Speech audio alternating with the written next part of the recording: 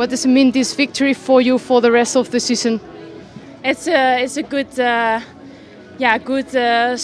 I hope I can do some other really nice stage races, of course, and I'm looking really much forward for the rest of the season. Riejanne, Markus and me were in this final break when the echelon started.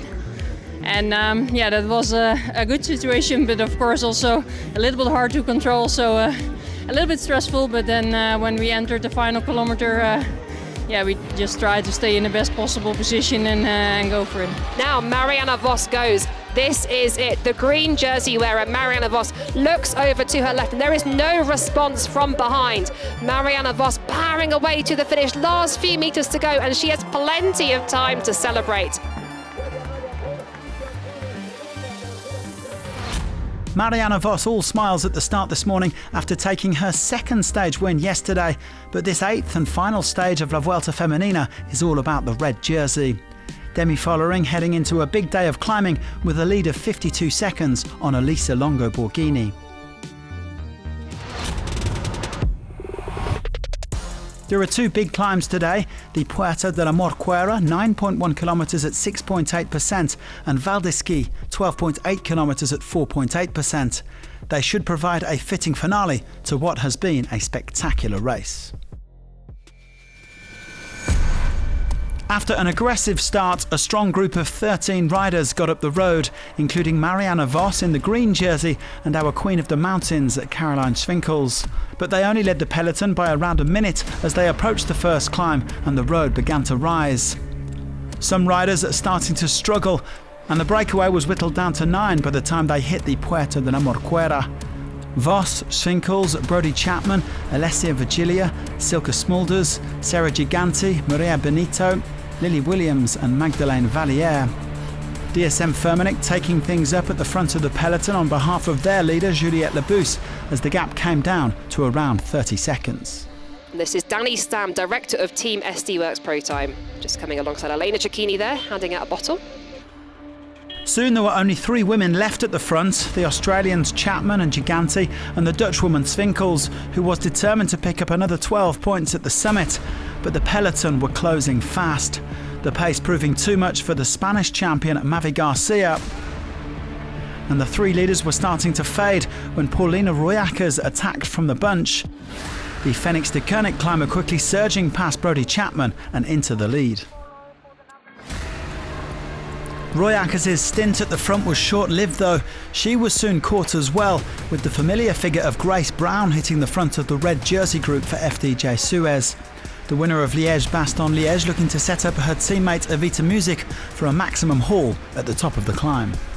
And now we have a move by Evita Music of the FDJ Suez team, our winner at La Laguna Negra. She has had her teammate Grace Brown pace so hard on the front, and now she is making her move over the top of this first category climb. As we come up the line now, she will take maximum points there.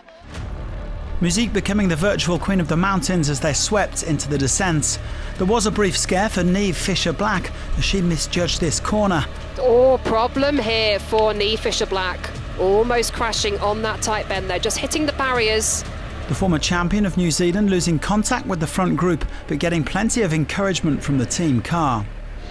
Come on, Niamh, go to that group. Come on, fight yourself to that. Fight yourself to that wheel.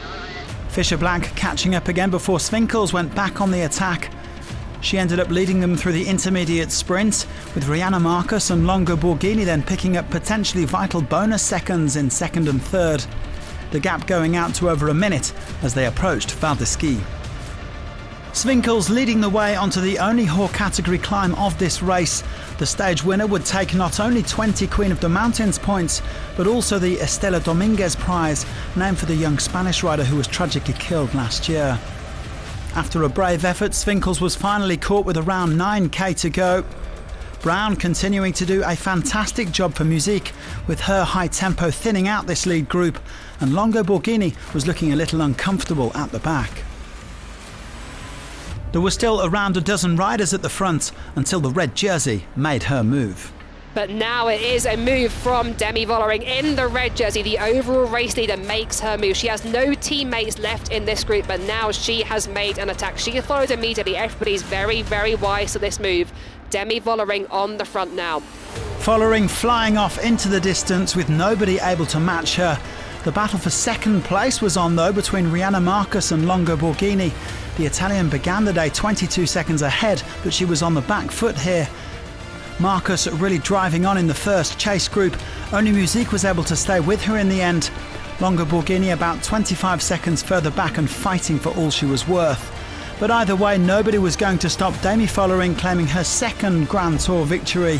Another uphill demonstration from the Dutch champion. Demi Vollering powers away to the finish. The finish road ramping up here for the final few hundred metres. And still as she goes zigzagging over the road, acknowledging the fans there. And she is delighted. She has done it, making amends for last year. Demi Vollering acknowledging the crowd. Big celebration there. Demi Vollering has taken La Vuelta Femenina 2024. Second at this race in 2023, and with a score to settle, Vollering came to Spain as the overwhelming favourite, and despite all the pressure and expectation, the 27-year-old has definitely delivered. She hadn't taken a win this season before La Vuelta Femenina, but goes home with 2 stage victories and 2 distinctive jerseys. She is our Queen of the Mountains and a fully deserved race winner. I'm really happy to win this stage because it's really nice to finish it off like this. I mean, we did a really good tour here, some podiums and 2 stage wins, so I think we can be very proud on ourselves. Vollering winning the stage by 29 seconds from Musique, who'd have been right up there if she hadn't lost time in the crosswinds on stage 4. Markus was third, and she had just enough of a gap to snatch second place overall from Longo Borghini. Vollering's margin of victory was therefore 1 minute and 49 seconds over Markus, with Longo Borghini slipping to third. The French duo of Labous and Musique round out the top 5. Vos reigned supreme in the points classification, taking 2 stage wins to finish with a commanding total of 190. Vollering's second win today pushed her up to second place.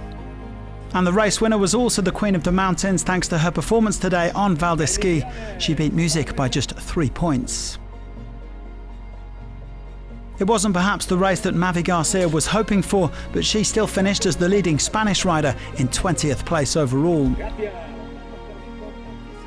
And SD Works Pro Time finished up as the best team, having helped Vollering to conquer Spain.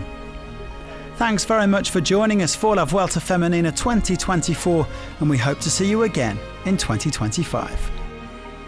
Esta jornada de la Vuelta Femenina, lo más alto del podio en Valdesqui, escuchando también.